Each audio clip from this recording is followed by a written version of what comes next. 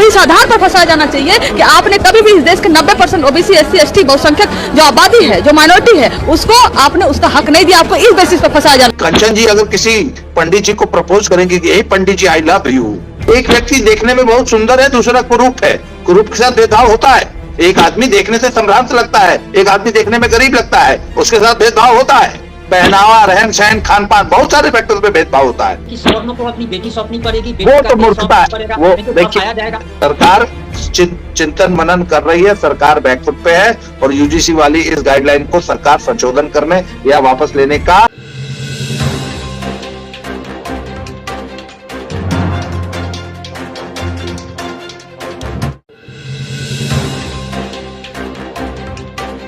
अगर आप सवर्ण है और आपकी बेटी को अगर किसी ओबीसी और एससी एसटी ने अगर कैंपस के अंदर लव लेटर थमा दिया और अगर आपकी बेटी संस्कारी है और उसने उस प्रपोजल को रिजेक्ट कर दिया, तब वो ओबीसी या एससी एसटी एक्ट का जो लड़का है वो उसे झूठे मुकदमे में फंसा देगा कि इसने हम पर भेदभाव किया है, हमारे साथ भेदभाव किया है। और आज एक वीडियो जमकर वायरल हो रहा है, आरजेडी की एक छपरी प्रवक्ता है जेएनयू से रिटर्न, उन्होंने साफ तौर पर कहा है कि इन लोगों ने हम पर अत्याचार किया है और अब बदला लेने का समय आ गया है, अब हम लोग इनको फंसाएंगे। यानी कि यूजीसी एक्ट का आने से पहले, लागू होने से पहले ही ये दुरुपयोग का खुला चैलेंज किया जा रहा है, बुलंदी के साथ कहा जा रहा है। आज हमारे साथ इस मुद्दे पर बात करने के लिए लाखों लोगों की दिल की धड़कन बाबा रामदास जी जुड़े हैं और बाबा रामदास जी खरी खोटी, बाबा की खरी खोटी चैनल भी चलाते हैं, आप लोग चैनल पर भी विजिट कर सकते हैं। सबसे पहले स्वागत है दादा आपका। जय श्री राम, हर हर महादेव। जय जय श्री राम। इसने तो कह दिया है, कंचना यादव ने कह दिया है साफ तौर पर कि बदला लेने का समय आ गया है, फंसाएंगे। नहीं, कंचन यादव ये बात भूल गई है कि एससी एसटी एक्ट में सबसे बड़े भुक्तभोगी फर्जी मुकदमों में फंसाए गए यादव जी लोग ही हैं। अगर कंचन यादव अगर गांव गिराव में घूमती होती तो उनको पता होता कि एससी एसटी एक्ट के सबसे ज्यादा मुकदमे यादव समाज के ऊपर ही है जी। तो किसी को झूठे मुकदमे में फंसाना, ये इसका जो अगर दंश, ये कष्ट अगर झेलने वाली बात आप करेंगे तो यादव जी लोग तो पहले ही झेल रहे हैं। अब कंचन यादव क्या सोच के ये कह रही हैं कि हम लोग भी फंसाएंगे। और दूसरी बात है, फंसने फंसाने का काम तो लड़कियां आजकल कर ही रही हैं। किसी को भी झूठा मुकदमा, इसने हमारी तरफ बुरी निगाह से देखा, सिर्फ इतना कह देना ही पर्याप्त है। तो अगर यूनिवर्सिटी में किसी ने किसी को है नाटे यार, अरे नटवा,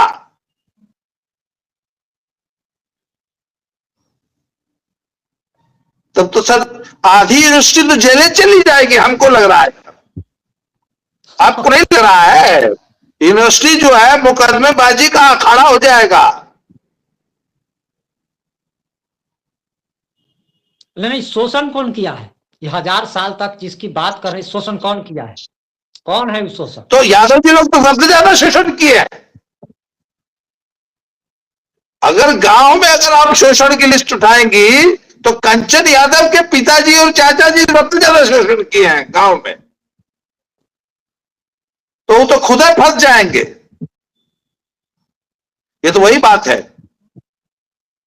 कि कंचन जी अगर किसी पंडित जी को प्रपोज करेंगे कि हे पंडित जी आई लव यू, पंडित जी बोलते नहीं, हम तो सरयू पारीण उच्च कुल की ब्राह्मण कन्या से ब्याह करूंगा, तो कंचन यादव तो फंसा देंगे कि हमको बोला है आयरन से ब्याह ना करब। तो कंचन यादव फंसा देंगे सर पंडित जी को, हाँ, या बाबू साहब को, चले जाएंगे, या राय साहब को। सर ये मुझे ये समझ में नहीं आता कि ये किसके दिमाग की खुराफात रही होगी।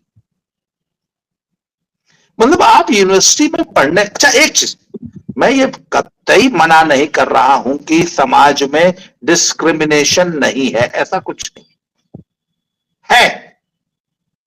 समाज में हर चीज को लेकर डिस्क्रिमिनेशन है। अमीर गरीब का डिस्क्रिमिनेशन है, गोरे काले का डिस्क्रिमिनेशन है, लंबे नाटे का डिस्क्रिमिनेशन है, मोटे पतले का डिस्क्रिमिनेशन है, जो बेचारा पढ़ने में कमजोर है और जो पढ़ने में मेधावी है उसका डिस्क्रिमिनेशन है। एक आदमी बेचारा किसी तरह है वो अपनी फीस जुटा पा रहा है, एक मर्सिडीज में कॉलेज आ रहा है, उसका डिस्क्रिमिनेशन है।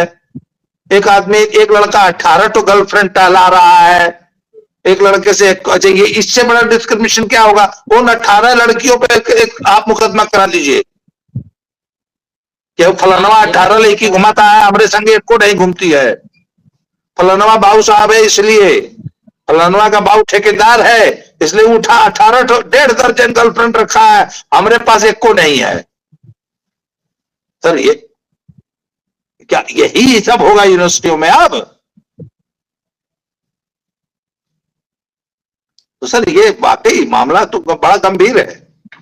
और कंचन यादव जी जैसे लोगों ने, कंचन यादव जैसे लोगों ने अपनी मंशा क्लियर कर दी है कि वो अब यूनिवर्सिटियों में यही 1000 साल के उत्पीड़न का हिसाब लिया जाएगा।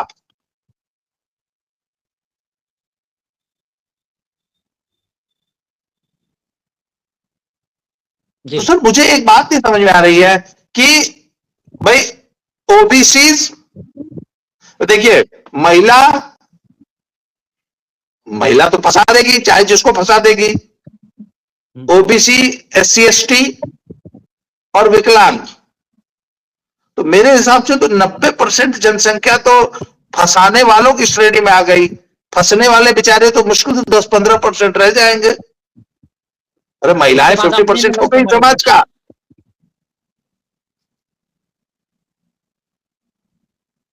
ब्राह्मण कन्या भी तो किसी को फंसा सकती है।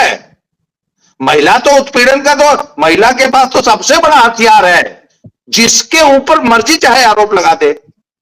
तो चाहे ब्राह्मण कन्या हो, ठकुरे लेके हुई हो, फंसा देगी। तो सर 90% तो फंसाने वाला वर्ग आ जाएगा यूनिवर्सिटी और कॉलेज में, फंसने वाले रह जाएंगे 10%।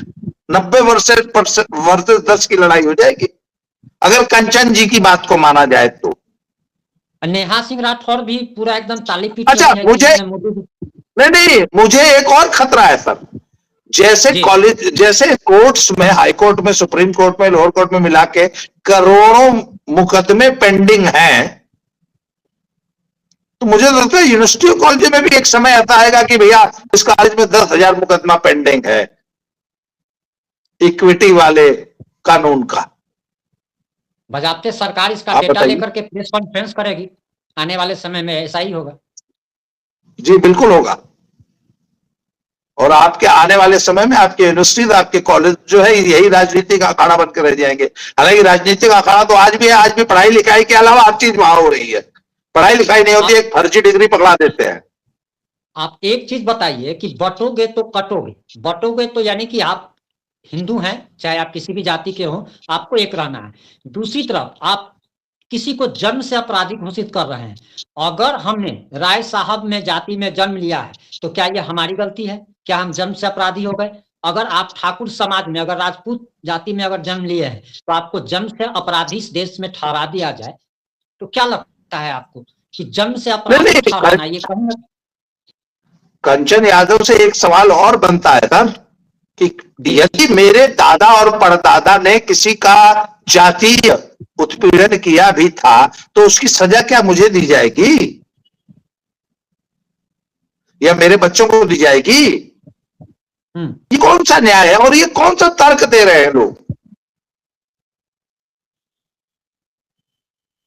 सोचने वाली बात है। क्या करेंगे हम? अगर किसी का मर्डर अगर करते हैं तो हत्या का केस हम पर चलेगा, न्यायालय हमको सजा देगी, ना कि हमारे पोते को देगी, हमारे बेटे को देगी, हमारे परपोते को देगी, हमारी आने वाली 7 पुश्तों को देगी। जिसने किया है वो उसको आप खोजिए, अगर आपको मिलना है तो ऊपर चले जाइए, ऊपर वो लोग होंगे। हमारे सनातन धर्म में तो कहा जाता है कि लोग मरने के बाद ऊपर चले जाते हैं, कोई स्वर्ग में जाते हैं, कोई नर्क में होंगे।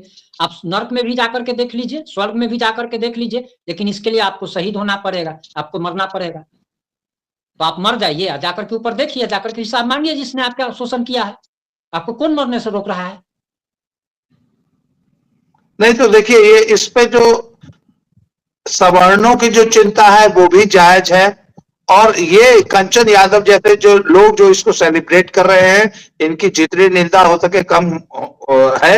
इसको तुरंत इस कानून में, इस व्यवस्था में संशोधन की जरूरत है, बल्कि इसे वापस लिए जाने की जरूरत है। मैं फिर से एक बात कहूंगा कि हम इस बात से कतई इनकार नहीं कर रहे हैं कि डिस्क्रिमिनेशन नहीं होता है, पर समाज में समरसता पैदा करने की जरूरत है, न कि संघर्ष को बढ़ाने की जरूरत है। इस नियम से, इस व्यवस्था से, इस रेगुलेशन से वो जो समरसता है वो कम होगी, बल्कि संघर्ष नए सिरे से बढ़ेगा। आप यूनिवर्सिटी और कॉलेज को इसी प्रकार की खींचतान का, दद्दा इसी प्रकार के दद्दा एक चीज हम आपको रोकना चाहते हैं, हम एक चीज करना चाहते हैं और इसका आप जवाब देंगे।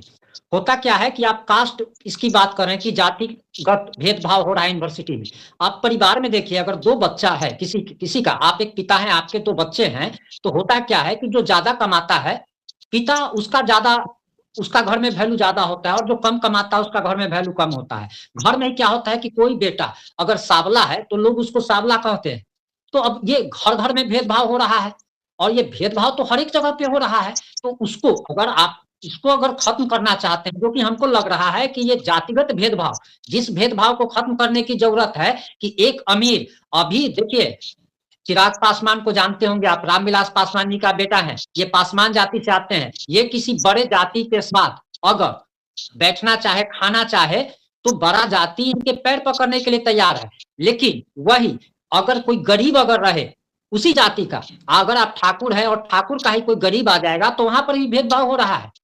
यहाँ तो गरीब और अमीरी के आधार पर भेदभाव हो रहा है, हर जाति में हो रहा है। तो उसके लिए क्या, ये तो हर एक जगह हो रहा है। सवाल आप समझ पा रहे हैं ना, हम जो कहना चाह रहे हैं। एक जाति अगर राजपूत में ही अगर गरीब राजपूत है, तो अमीर राजपूत उसका शोषण कर रहा है, भेदभाव उसके साथ हो रहा है। परिवार में एक पिता अपने बच्चे के साथ भेदभाव कर रहा है, जो ज्यादा पढ़ने में तेज है उसको ज्यादा खिलौने मिल रहे हैं, जो कम पढ़ने में तेज है उसको कम खिलौने मिल रहे हैं।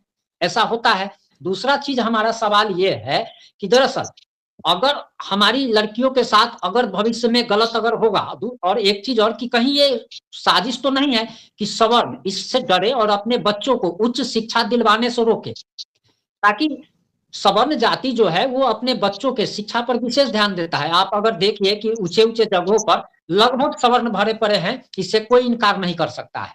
तो कहीं सवर्ण को पढ़ाई से रोकने के लिए और भेदभाव अगर रोकना है तो जातिगत तो ये खत्म हो ही रहा है। अब तो आप देखिए कि राम आएंगे तो अंगना सजाऊंगी, ये गाना काफी पॉपुलर हुआ था, आपने भी सुना होगा। स्वाति मिश्रा ने गाया था, बिहार की हैं, और वो जाति की ब्राह्मण है, और उन्होंने एक दलित युवक से शादी की है। अब क्या, ये ब्राह्मण लड़की प्रज्ञा मिश्रा एक ब्राह्मण लड़की है, और उसने यादव, ये इसका प्रज्ञा मिश्रा जो उल्टा चश्मा वाली जो है, उल्टा चश्मा चैनल वाली, तो उसका हस्बैंड जो है वो यादव जाति से है। और बहुत सारे ऐसे भी दलित जात की लड़कियां हैं जिनकी शादी ब्राह्मण से। तो कास्टिज्म तो धीरे धीरे खत्म हो रहा है। जहां भेदभाव असल जगह हो रहा है वहां पर आपको करना चाहिए। गरीबी और अमीरी के आधार पर भेदभाव हो रहा है हमारे देश में। जी, आपका इस पर क्या विचार है? नहीं, सिर्फ देखिए, वही मैंने कहा, भेदभाव सिर्फ जाति नहीं है, ये सामाजिक है।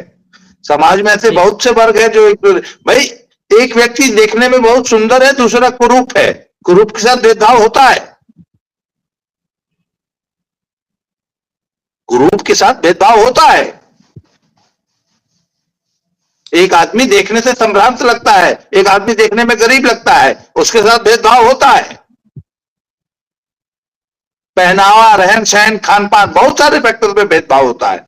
सामाजिक व्यवस्था है ये। और इसको आप सिर्फ कानून बना के पूरी दूर नहीं कर सकते। यह एक सामाजिक समस्या है, इसका हल समाज में समरसता पैदा करके दूर किया जा सकता है, न कि उल्टे सीधे उटपटांग कानून बना के। जी, कानून बनाने के बाद अनर्गल बयानबाजी आ रही है कि सवर्णों को अपनी बेटी सौंपनी पड़ेगी, वो बेटी तो का देश मूर्खता सौंपना है। पड़ेगा, वो नहीं तो देखिए, फंसाया जाएगा। ये क्या देखिए बात है? मैं कंचन यादव को इसलिए कभी भी सीरियसली नहीं लेता हूं कि यही दो थी, एक तो वो कौन थी, कौन भारती थी, एक कंचन यादव थी, एक और थी, सोनिया भारती। तीनों मिलकर जो है तेजस्वी यादव को डुबो दिया सब उल्टा सीधा बोल बोल के। ये जितना भी उल्टे सीधे बयान देने वाले जो प्रवक्ता होते हैं, ये अपनी पार्टी का सत्यानाश कर रहे हैं। पता नहीं इन पार्टी वालों को ये समझ में नहीं आता, इसलिए कंचन यादव को बहुत सीरियसली लेने की जरूरत नहीं है। वह तो है ही, वो बोल देगी, वो डुबा देगी। अब ये कांग्रेस वाले भी इसको बड़ा वो प्रमोट कर रहे हैं ना, ये कांग्रेस को भी डुबोएगी। हालांकि कांग्रेस में डुबाने वाले पहले से ही बहुत है। उनकी एक वो सुप्रिया श्रीनाथ है, वो ऐसा जहर भुगती है कि जो है, तो ठीक है, इनको बोलने दीजिए। कुल मिला के सरकार चिंतन मनन कर रही है, सरकार बैकफुट पे है, और यूजीसी वाली इस गाइडलाइन को सरकार संशोधन करने या वापस लेने का विचार कर रही है, ऐसा सुनने में आया है। देखिए क्या होता है। जी, आपने अपना कीमती समय दिया, इसके लिए आपका बहुत बहुत धन्यवाद। और जय दर्शकों से श्री राम। कहना चाहेंगे कि बाबा रामदास जी से अगर आप जुड़ना चाहें तो बाबा की खड़ी खोटी चैनल को जरूर सब्सक्राइब करें। धन्यवाद। जय श्री राम।